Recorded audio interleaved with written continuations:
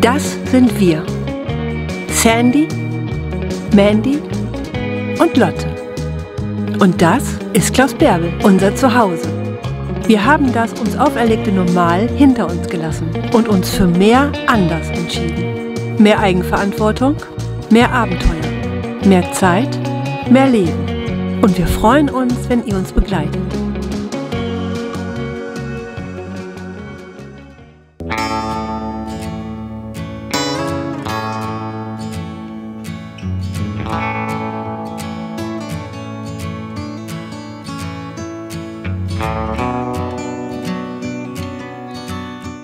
Wir verbringen ein paar wunderschöne sonnige Tage auf einem einsamen Stellplatz am Ortsrand von Diseminados Via de Pera.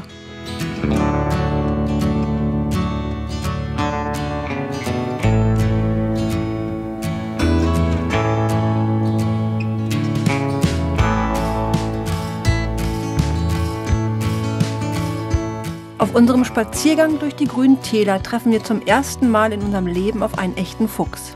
Leider war er genauso schnell wieder weg, wie er gekommen ist.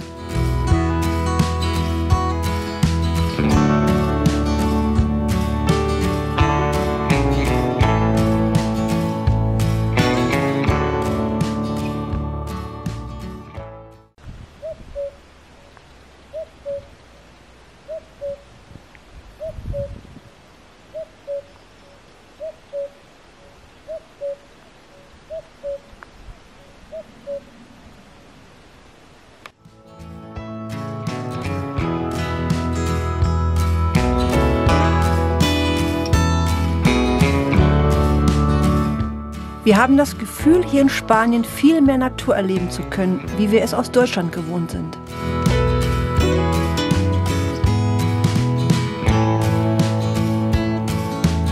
Die Tiere werden freier gehalten und wir treffen sehr häufig frei lebende Tiere während unserer Spaziergänge durch die Natur.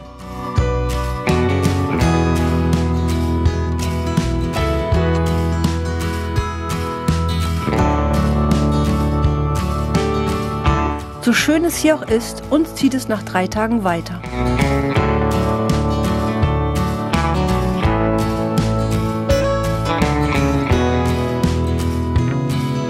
Wir fahren gemütlich durch die grünen Täler des spanischen Nordens.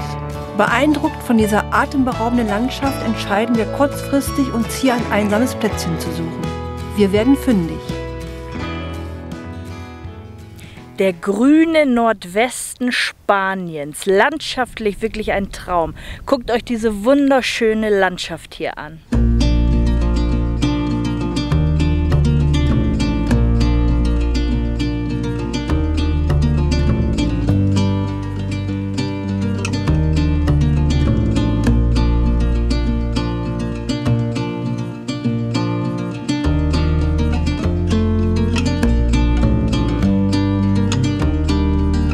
In einem kleinen Seitenarm dieser kaum befahrenen Passstraße durch die Berge finden wir einen Platz zum Übernachten.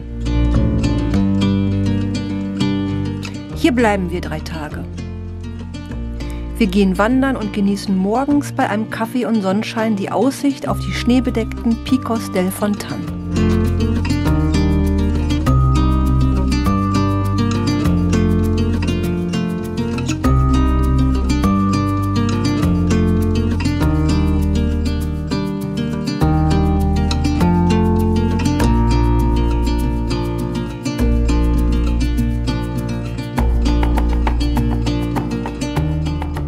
Ein bisschen ärgern wir uns, dass wir nicht viel früher Richtung Norden gefahren sind. Jetzt haben wir hier leider nicht mehr so viel Zeit, um uns hier vernünftig alles anzugucken. Aber dafür gehen wir jetzt erstmal richtig schön wandern.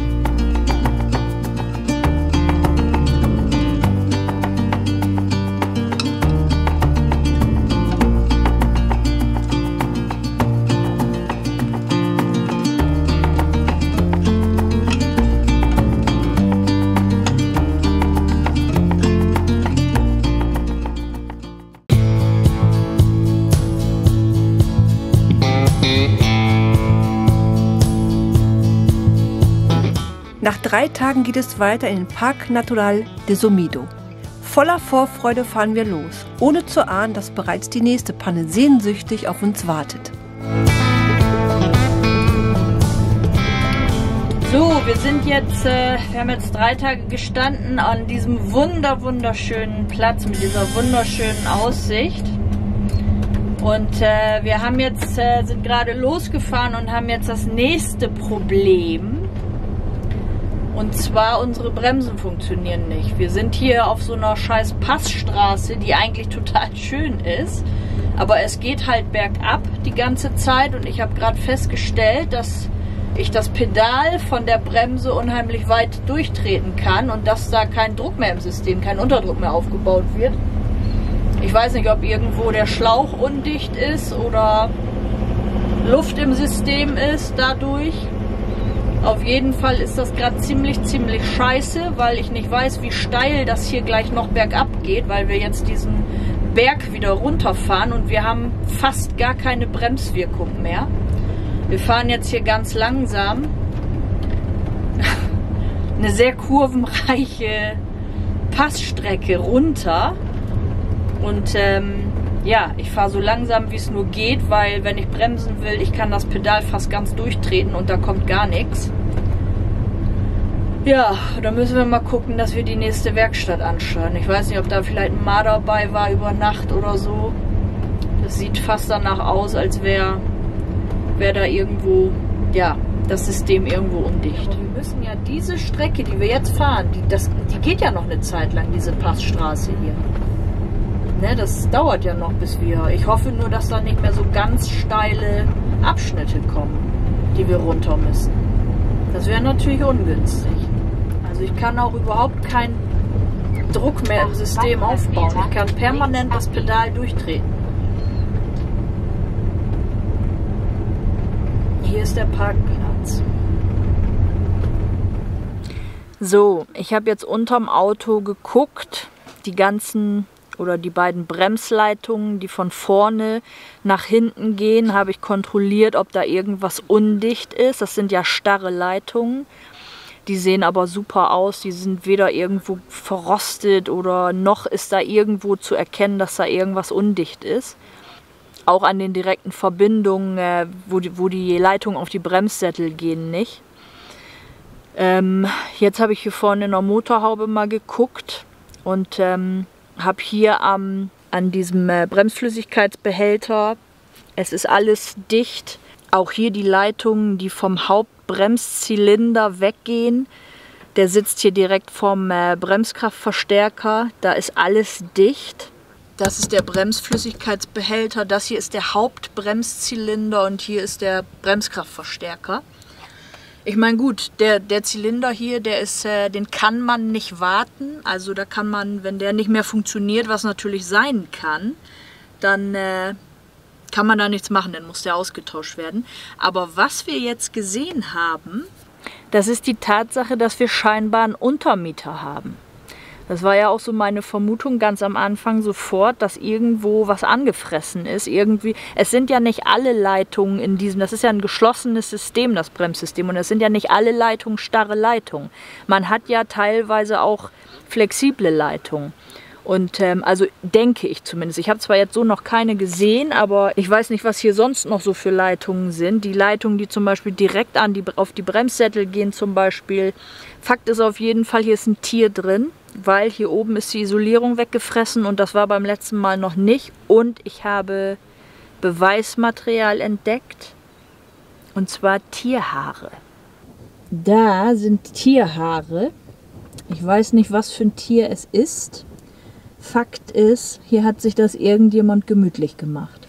Da oben ist die Isolierung weggefressen. Die ist auch richtig weggefressen, weil da fehlt regelrecht Isolierung.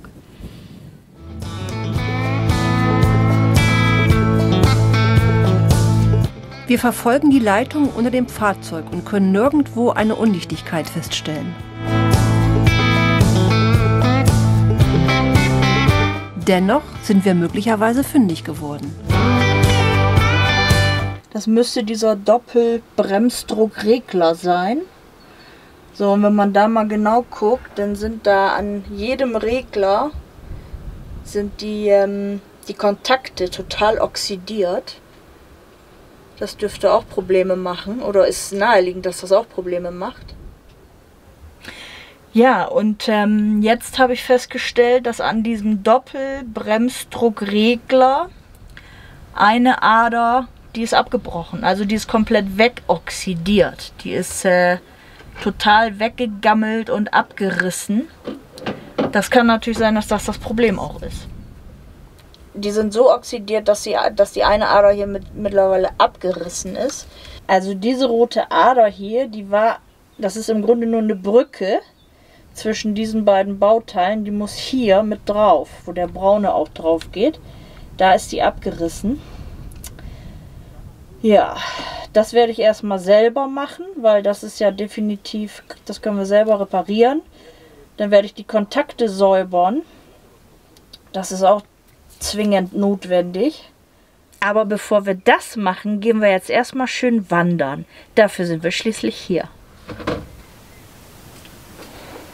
Oh, meine Hose ist dreckig. Ja, du ziehst nachher eine Arbeit heute. Morgen ziehst du eine andere und mache ich da Geisel wieder drauf. Mhm.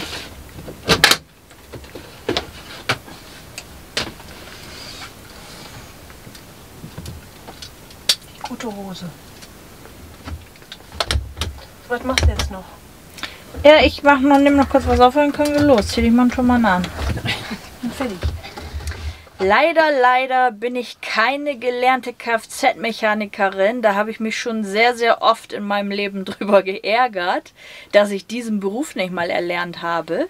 Aber auch, ich sag mal so, für Laien wie mich ist es nicht unbedingt so schwierig, so ein bisschen nachzuvollziehen, wie alles am Auto so funktioniert. Und ich kann nur jedem raten, wenn ihr ein Auto habt, wofür es auch so ein Werkstatthandbuch gibt, und das gibt es eigentlich für jedes Auto, sowas ist wirklich Gold wert, wenn man sowas auf dem Auto hat, weil da ist einfach alles drin enthalten, was mit diesem Auto zu tun hat. Und somit kann man ganz schnell herausfinden, so wie wir jetzt, wir konnten ganz schnell gucken, wie ist die Bremsanlage aufgebaut, welche Teile sitzen wo müssen wir gucken, ob irgendwelche Undichtigkeiten da sind. Und so haben wir halt auch dieses kleine Problem da jetzt gefunden, beziehungsweise so wussten wir jetzt auch, dass dieses Bauteil zur Bremsanlage gehört und dass das möglicherweise das Problem verursachen könnte. Naja, wir haben ja nun auch den kleinen Untermieter in unserem Motorraum vorne. Der kann natürlich, ist naheliegend, dass der auch irgendwie was angefressen hat, aber da haben wir bisher noch nichts gefunden. In diesem Buch hier zum Beispiel sind sämtliche Sprinter-Modelle enthalten. Das sind die Modelle von 1995 bis 2000, die in diesem Buch wirklich technisch komplett abgebildet sind. Und für alle anderen Fahrzeuge findet ihr diese Bücher im Internet überall, bei eBay Kleinanzeigen. Kann ich nur jedem empfehlen. Also, hier gibt es Bären, wilde Katzen, Rehe, Wildschweine, Wölfe, unterschiedliche Vogelarten und Elche. Schon wieder Elche. Mal gucken, ob wir was davon treffen.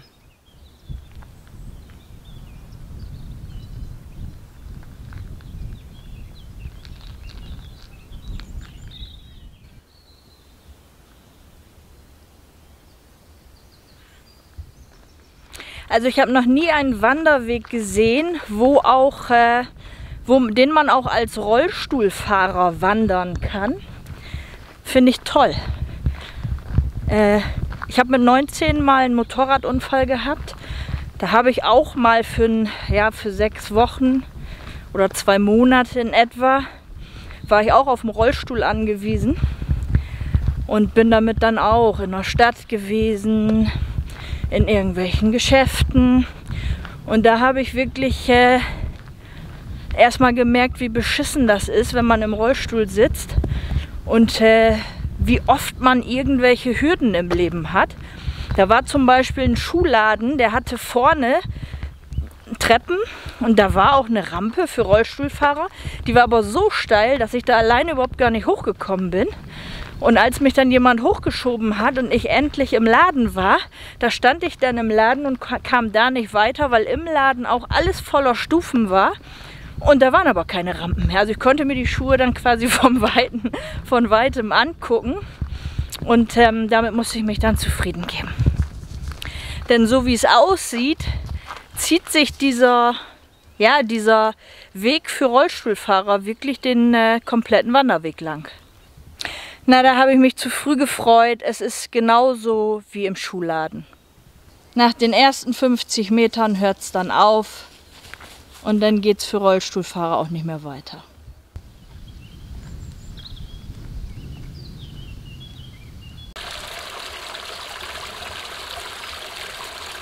Das ist das Quellwasser.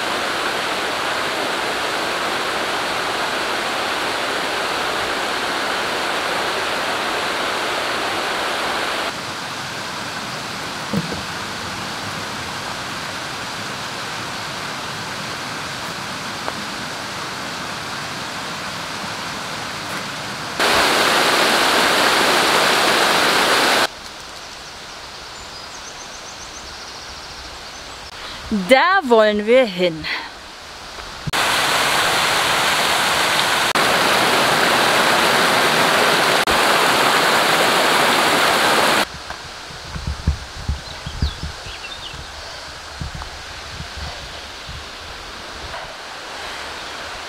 Mann, oh Mann.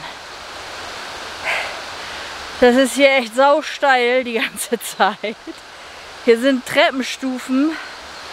40, 50 Zentimeter Abstand.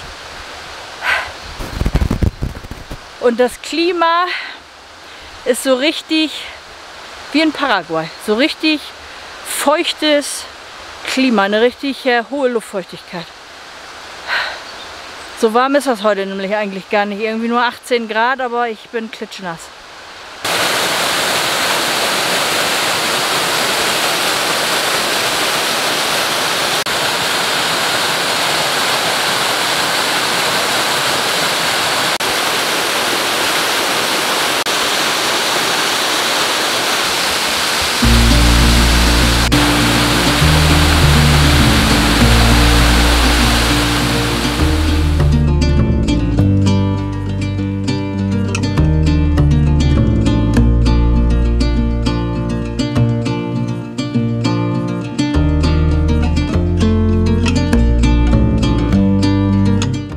Wir haben 2,5 Stunden gebraucht, um hier hoch zum Casada Real de Xiblo zu wandern. Aber jetzt müssen wir wieder zurück, denn es wartet ja schließlich noch Arbeit auf uns. So, wir sind jetzt vom Wandern zurück. Wir sind, ist übrigens nicht Lotte, die da gekläfft. Wir sind jetzt gut 4,5 Stunden unterwegs gewesen. Das war wirklich sehr anstrengend. Und ja, ich werde mich jetzt unters Auto legen und mal gucken, dass ich diesen Doppelbremsdruckregler, ich gehe zumindest davon aus, dass das der Doppelbremsdruckregler ist, Zungenbrecher, weil irgendwo da soll der sitzen und was anderes sitzt da nicht. Und ja, wenn der für den Bremsdruck verantwortlich ist und einfach die Kontakte so vergammelt sind und auch diese Brücke komplett ab ist, dann bin ich guter Hoffnung, dass das Problem ist und das werde ich jetzt reparieren und dann werden wir mal gucken, ob die Bremsen dann wieder funktionieren.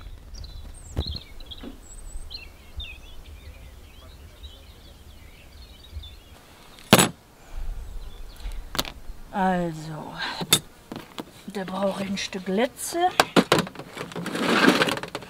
Ich kann doch eigentlich mal die Teil den Wasserkanister auffüllen, oder? Ja.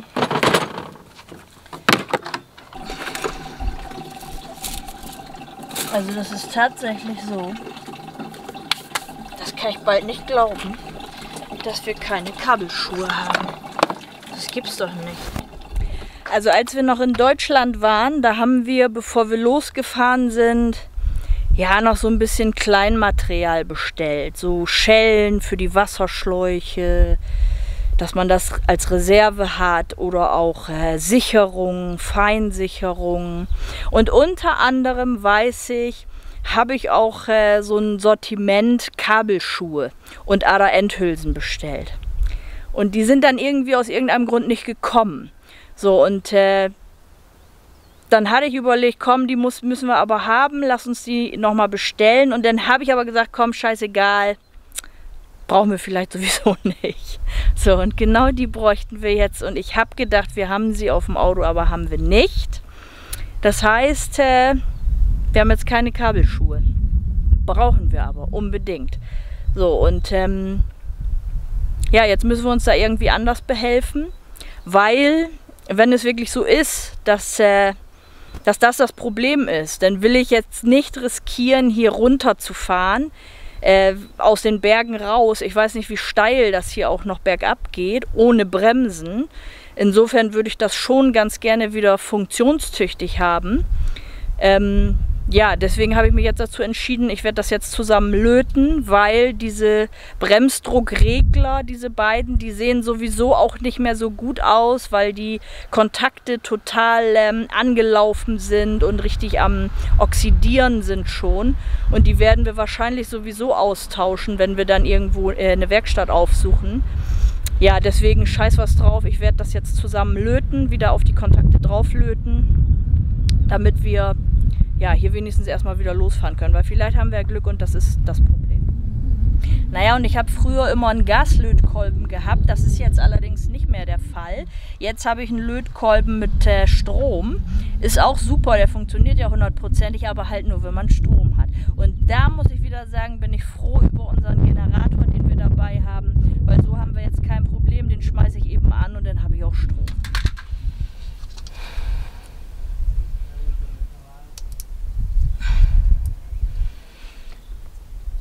Ja, das ist, also man ist definitiv klar, es ist vorteilhaft, wenn man eine gute Bauchmuskulatur hat.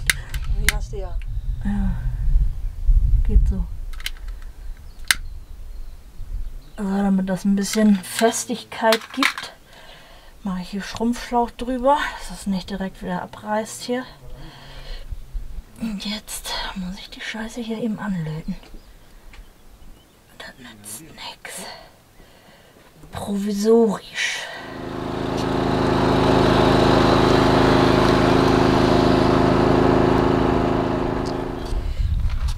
Oh, fuck, ey.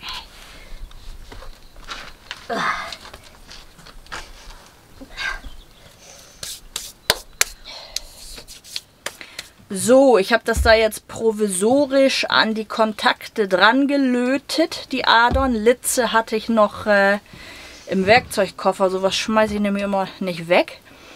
Ja, jetzt fahren wir weiter, nützt nichts, weil wir haben hier auch kein Wasser. Unser Wassertank ist fast leer und wir müssen duschen nach dem Tag heute.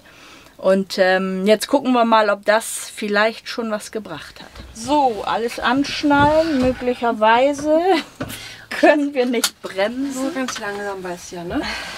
Das ist ja schon ganz toll, machst du das immer. Was hast du denn? Ist das jetzt alles Ah, das fühlt sich schon mal gut an. Das fühlt sich schon mal gut an.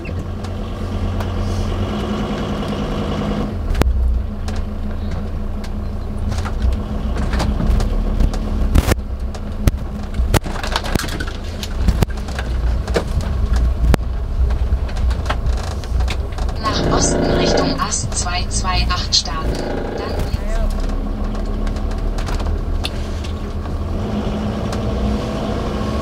dem Straßenverlauf von Ast 228 noch 14 Kilometer folgen.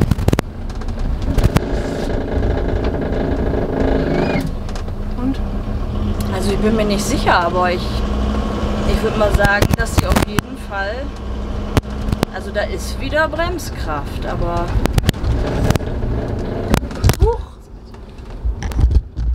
ja,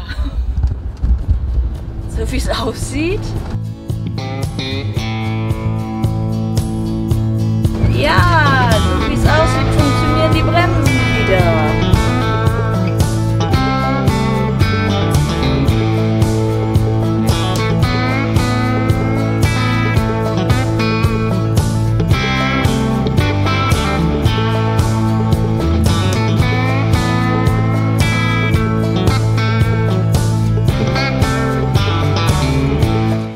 Erleichtert, dass wir diese Straße mit Bremsen herunterfahren können, freuen wir uns jetzt auf eine ausgiebige Dusche.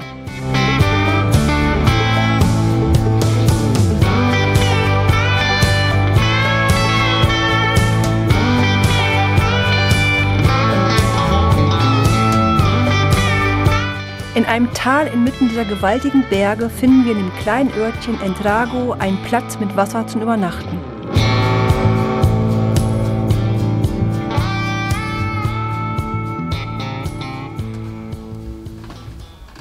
Noch ein bisschen Platz, mein Schatz.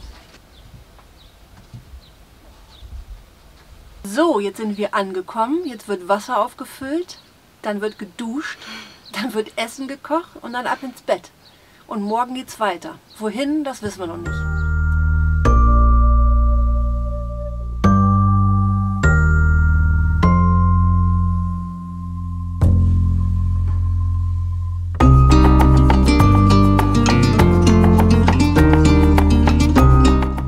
Wir hoffen, das Video hat euch gefallen und ihr zeigt es uns mit einem Like. Wie immer findet ihr die Stellplätze aus dem Video unten in der Videobeschreibung. Wir wünschen euch eine wunderschöne Woche und wenn ihr mögt, sehen wir uns immer wieder sonntags. Immer wieder sonntags kommt die Erinnerung.